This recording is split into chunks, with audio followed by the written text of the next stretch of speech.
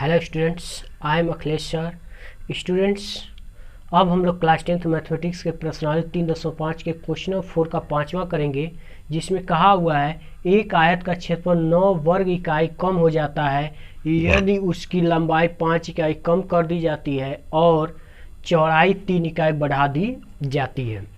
यदि हम लंबाई को 3 इकाई और चौड़ाई को 2 इकाई बढ़ा दे तो क्षेत्रफल 67 वर्ग इकाई बढ़ जाता है। आयत की विमाएँ ज्ञात कीजिए। तो देखो स्टूडेंट, इसका कॉन्सेप्ट क्या है। तो आपको ये ध्यान में रखना है कि आयत का जो क्षेत्रफल होता है लंबाई गुणे चौड़ाई, तो जो लंबाई गुणे चौड़ाई उसमें लंबाई x मान लिया जाए और चौड़ाई y मान लिया जाए। तो अब ये हो गया क्षेत्रफल बराबर लंबाई गुणे चौड़ाई यानी x इंटू वाई। ये तब है जब लंबाई x हो और चौड़ाई y हो, तब इसका क्षेत्रफल x इंटू वाई है। अब ये कह रहा है कि यदि उसकी लंबाई में यानी x में क्या किया जाए, 5 इकाई कम कर दिया जाए, यानी जो लंबाई x था उसमें 5 यूनिट कम करना है, यानी x माइनस 5 इकाई कम कर दिए। और चौड़ाई में कह रहा है कि 3 इकाई बढ़ा दीजिए, यानी y में y प्लस 3 कर दिए। और फिर इन दोनों को गुणा कराएंगे, क्योंकि एक लंबाई नया जो बना है वो x माइनस 3 और चौड़ाई जो बना नहीं x माइनस 5 और चौड़ाई जो बना y प्लस 3, इन दोनों का मल्टीप्लाई कराएंगे तो क्षेत्रफल मिलेगा। और जो उसका पहले वाला क्षेत्रफल x इंटू वाई, उसमें कह रहा है कि 9 इकाई कम हो जाता है, तो यानी x इंटू वाई माइनस 9 करके बराबर कर लेंगे।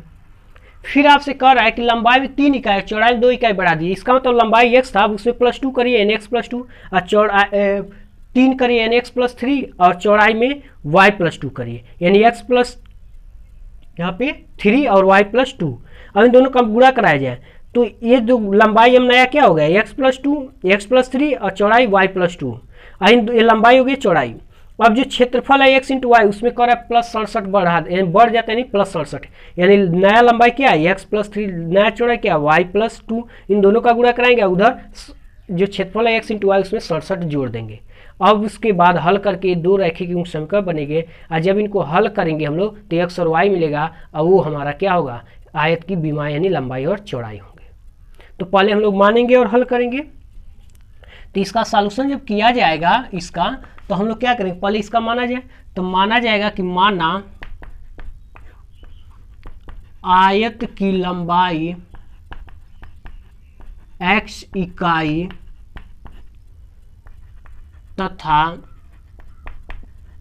चौड़ाई y इकाई है। देयरफॉर आयत का क्षेत्रफल बराबर लंबाई गुणे चौड़ाई यानी x इंटू वाई। यह हुआ। ये तो तब क्षेत्रफल है जब लंबाई x और चौड़ाई y है।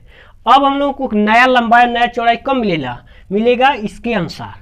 देयरफॉर अब क्या करना है, पहला शर्त में ये कहा है कि लंबाई में 5 इकाई की कमी, तो नया लंबाई, तो हम लोग को क्या मिलेगा, नया लंबाई। तो x था उसमें कमी मतलब x प्लस 5, तथा कहा है चौड़ाई में क्या इकाई की वृद्धि, 3 इकाई की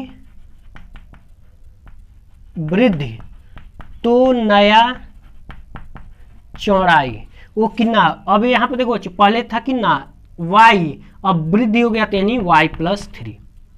देयरफॉर नया क्षेत्रफल बराबर पुराना क्षेत्रफल, और पुराने क्षेत्रफल कितने की कमी हो जा रहा है, 9 इकाई की माइनस 9। नया क्षेत्रफल मतलब लंबाई गुणे चौड़ाई, तो लंबाई अब कितना है नए वाले का x माइनस 5, चौड़ाई कितना है y प्लस 3, अब पुराने का क्षेत्रफल कितना है x इंटू वाई, कितना कमी माइनस 9।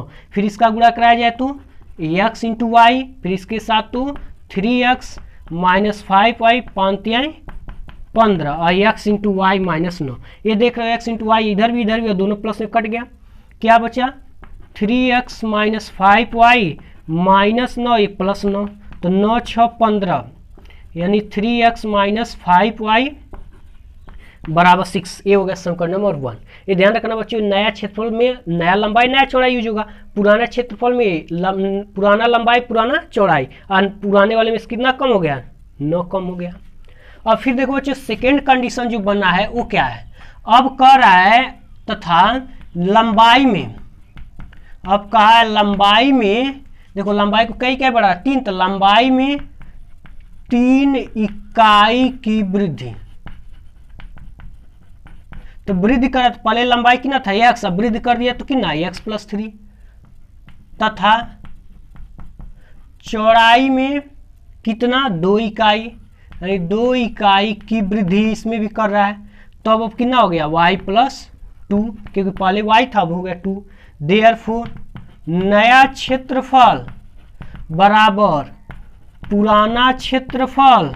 अब देखो बच्चों यहाँ वृद्धि हो रहा है, तो वृद्धि होने का मतलब प्लस कर देंगे, तो क्योंकि लंबाई बढ़ा चौड़ाई बढ़ेगा तो क्षेत्रफल बढ़ेगा ही बढ़ेगा। तो नया क्षेत्रफल के लिए नया लंबाई और चौड़ाई चाहिए, तो नया लंबाई कितना है x+3, क्योंकि क्षेत्रफल क्या होगा लंबाई गुणे चौड़ाई, लंबाई गुणे चौड़ाई y+2। पुराना क्षेत्रफल कितना है x × y या +67। अब इसका इसमें गुणा कराया जाए तो x × y, इसके साथ तो 2x, इसके साथ तो 3y और 2 3 6, x × y बराबर x × y +67। अब देखो बच्चे प्लस में xy गया तो 2x + 3y और 67 प्लस इधर आ गया -6, तो कितना हो गया 61। ये हो गया 2x + 3y, ये समीकरण नंबर 2। अब यहाँ देखो बच्चों हम लोगों को इस समीकरण युग्मों को हल करना है, ये ध्यान रखना बच्चों, हल करना है तो किसी एक का गुणांक बराबर करेंगे। तो अगर इसमें हम लोग 2 का गुणा करें तो 6 हो जाएगा, इसमें 3 का गुणा करें तो ये भी 6 हो जाएगा। तो हम लोग क्या करेंगे समीकरण 1 में 2 से तथा समीकरण 2 में 3 से गुणा कराने पर, तो जब गुणा कराया जाएगा तो क्या मिलेगा। अब यहाँ पे देखो बच्चों 2 का गुणा 2 3 6 5 2 10 6 दूना 12, तो हो जाएगा 6x 10y 6 दूना 12, ये समीकरण नंबर 3 बन जाएगा। फिर इसमें 3 का गुणा हो तो 2 3 6 और 3 3 9 प्लस है तो प्लस, और इसमें कितने का गुणा होगा 3 का, इसमें 3 का गुणा 3 3, इसमें 3 का, तो 3 1 करने 3 6 3 18, ठीक है। अब यहाँ देखो बच्चे हो गए समीकरण नंबर 4। अब ये देख लो दोनों प्लस है तो माइनस, ये माइनस तो ये माइनस, तो 1 गया आपका।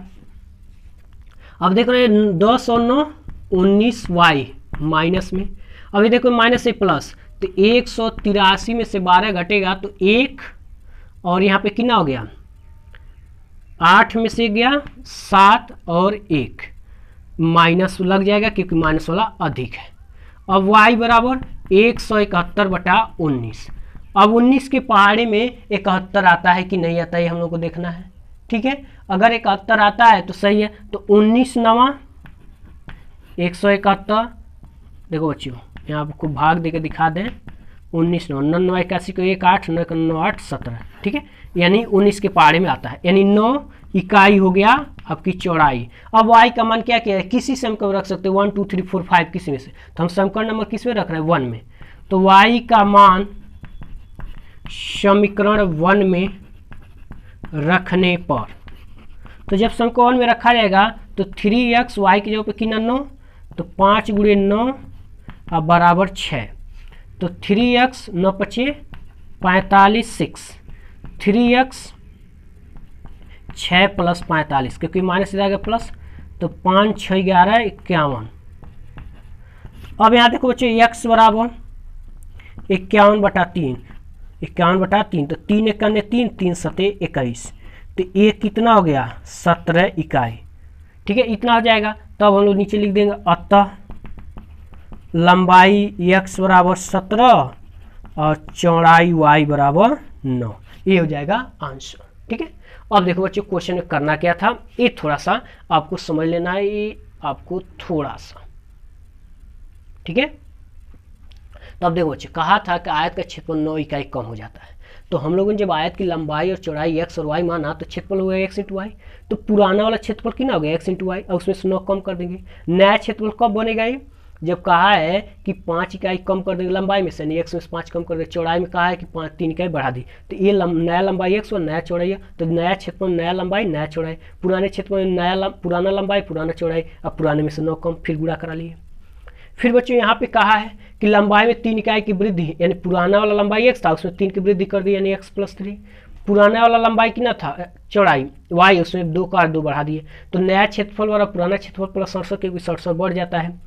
तो नया क्षेत्रफल की नया लंबाई नया चौड़ाई, पुराना क्षेत्रफल की पुरानी लंबाई पुरानी चौड़ाई, और उसमें 67 जोड़ दे, फिर हल कर लिए। फिर समीकरण 1 और 2 बना, फिर इनके गुणांकों को क्या किया गया, बराबर कर लिया गया। फिर जब गुणांक बराबर हुए, समीकरणों को हल करके x और y प्राप्त कर लिया। इस तरह से हमको आयत की विमा मिल गया, यानी लंबाई x बराबर 17 और चौड़ाई बराबर y बराबर 9 मिल गया। इस तरह से बच्चों इन्हें समझ के आप कंप्लीट कर लेंगे। अब नेक्स्ट वीडियो में हम लोग आगे क्यों देखेंगे। इस तरह से बच्चों हम लोगों का क्या है, आज हम लोगों ने क्लास 10th मैथमेटिक्स के प्रश्नावली 3.5 के कंप्लीट क्वेश्चन को सॉल्व कर लिया है। अब हम लोग पढ़ेंगे 3.6 नेक्स्ट वीडियो से। नेक्स्ट